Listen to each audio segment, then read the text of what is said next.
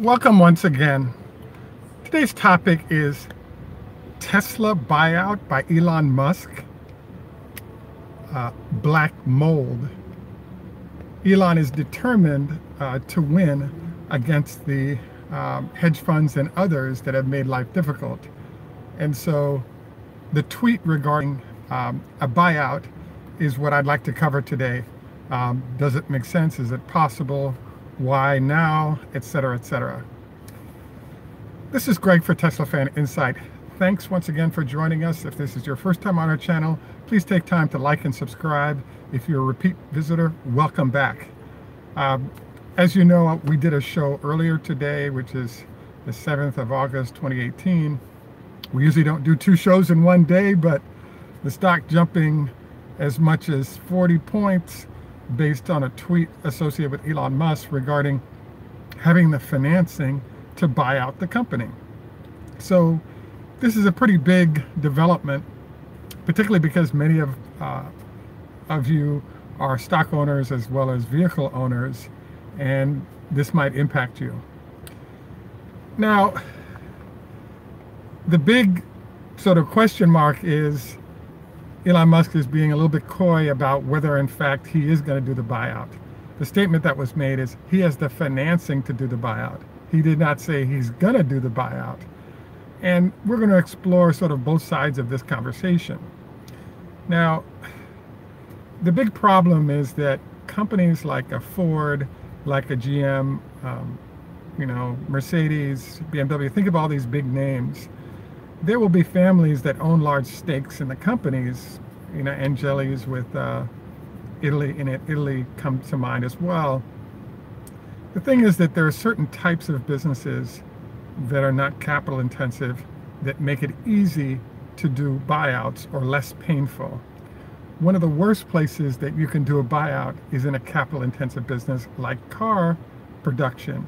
In particular, as we've discussed numerous times, Tesla has an 80% vertical integration process going, which means that most of the stuff that Tesla sells, they build from scratch themselves.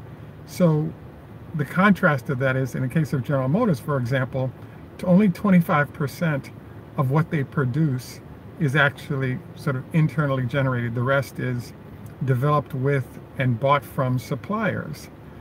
That dissemination of production allows them to maintain best practices as things develop in each of those fields, and overall it reduces the amount of capital required to fund the business. So the big question mark is, what in the world is going on here?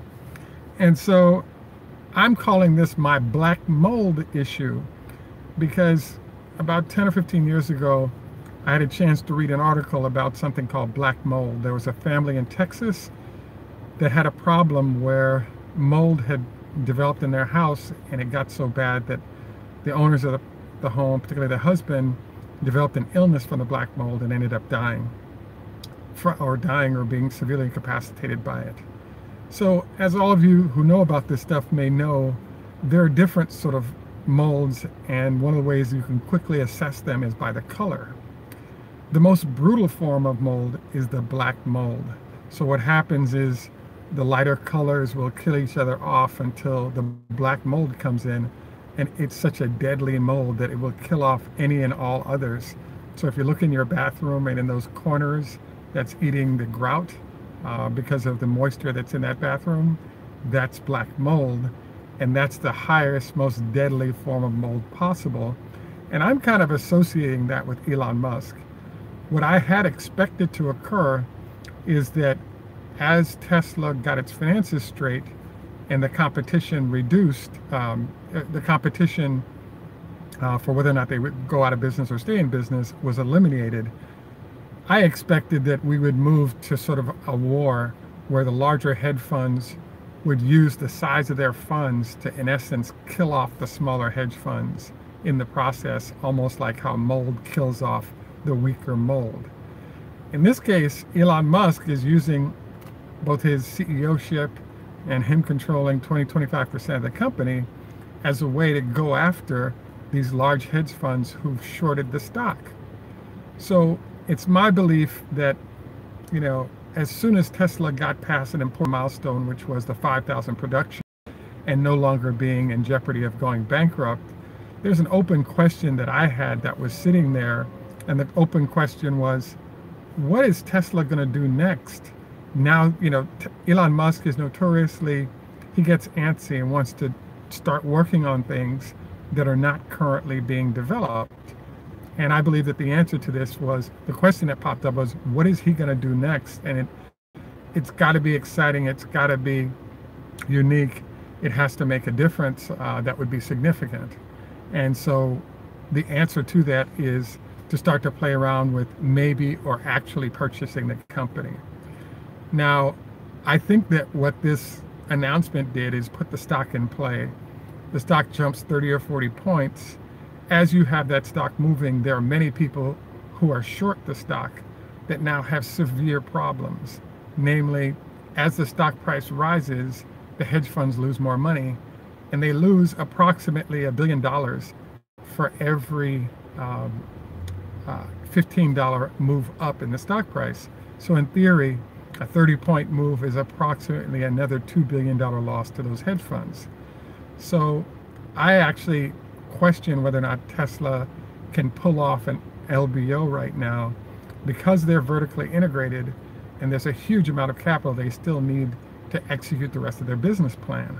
So is it possible? Yeah, it is, because he does have friends with a lot of capital, and because he owes so much of the stock that's worth X amount, you know, he can use that as the equity portion that he has to put up in order to help provide the capital for the IPO.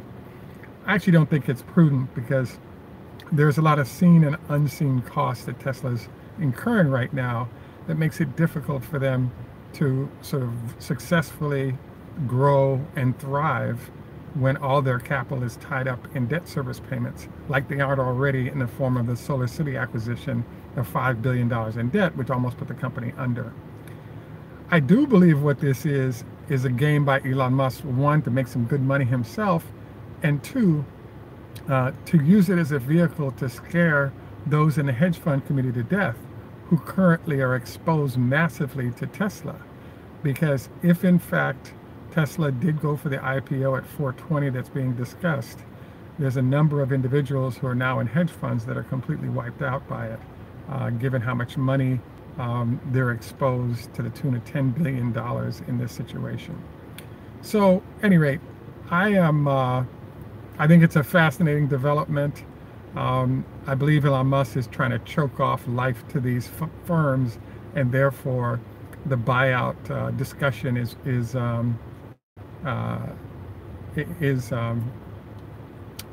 out. Robert, hey, thanks for the great question about what happens to your stock if they do a buyout at 420. The answer is, you ain't got no choice. You can use your proceeds to go ahead and purchase some bonds or something as a way to stay exposed investment-wise to Tesla. But then that bonds tend to require a lot of capital put up. So my assessment of things is that if in fact they do a buyout at 420, you get to make some good money, but you no longer get to own the stock. Now, funny you should ask about how, if you're committed to Tesla's success going forward, can you invest in Tesla without with no longer owning the stock but still be involved? The answer, Panasonic. As you know, the Panasonic battery stuff is going to become profitable as of October, November timeframe, claiming of Panasonic. So if you do end up getting bought out of your stock, you do have the option of simply switching over to Panasonic and ownership. And because the batteries they're producing represents approximately half the cost of the vehicles Tesla's producing, you can use them or other suppliers that are public to Tesla as a way to still participate in the growth and success of Tesla. So, excellent point. Those who've stuck by Elon and helped will you know, have done well on the stock, will do well on the stock. Panasonic might be something to look at if in fact the buyout does occur. It gives you another way to reinvest in Tesla without necessarily having to invest in Tesla's stock per se. And don't ask me the question of what if Tesla goes ahead and buys out Panasonic, which I think is a way better move than going for an IPO, because integrating the two companies more tightly limits Panasonic's ability to move on to Toyota and some of the other manufacturers in partnership going forward, and therefore slows down the onslaught of potential competitors to slow the growth of Tesla over time, and obviously would make Panasonic more focused and concentrated on the needs of Tesla rather than also focusing on the needs of other suppliers as well. So basically, in summary, Elon has not said he's going to do the IPO or leverage buyout. He has said he has the capital to get it done. My belief is that he will not do this, and the reason is that Tesla is a very autos are a capital-intensive business, even though he has a large stake in the company and should be able to do what he wants, given that. The problem is that the auto business sucks up a lot of capital as you're doing things, and having all that capital available to successfully manage and grow the business is kind of critical for success. If you're I'm open to ideas and suggestions from those of you out there. I think that Elon, if he could pull it off, would love to do the LBO and just have some debt holders that he has to deal with and not deal with the public anymore. And I think he would love it, but I think he's stuck with too little amounts of the company already, and he would kind of cripple the company because they're currently almost crippled when it comes to the amount of new debt they can do in order to provide funding for operations. So loading on LBO debt to an already debt-laden company, I think, is not going to happen. But the move by Tesla or Elon Musk today via tweet to announce this shows that Tesla/Elon Musk is interested in being black mold when it comes to the needs, ambitions, etc. of those who are, if you will, putting the company under attack. Now, this is a reminder for those of you. I greatly appreciate y'all taking time out to visit with us here in our special Tesla buyout show. It suggests the company's doing well enough that it could even think about a buyout is awesome. As usual, please, we do have ads. It would be greatly appreciated if you take 7-8 seconds of an ad. This support helps our channel succeed, grow, and develop. Reminder, we could use help on Patreon if you would. Also, a like and a comment actually definitely impacts how we're situated in terms of other shows that are showing up regarding this issue and others about Tesla. I am kind of a little bit stunned by the new developments because I knew Elon Musk would, once his attention has gotten through the crisis, he really enjoys managing crisis situations and big things. And if they're only small issues that are well covered already by staff, he tends to get bored and his attention, sort of wanders. So this gives him something to focus on, I believe. Again, this is Greg for Tesla Fan Insight. As always, Tschüss German, au revoir French, Lehitraot Hebrew, Choda Hafez Farsi, Spek Wak Woodman, Jamaican Patois. Thanks again, and look forward to any and all comments regarding this, and keep an eye on Tesla stock. It might be time to buy some more before the company goes into the IPO zone. Have a great day, and thanks for joining us once again.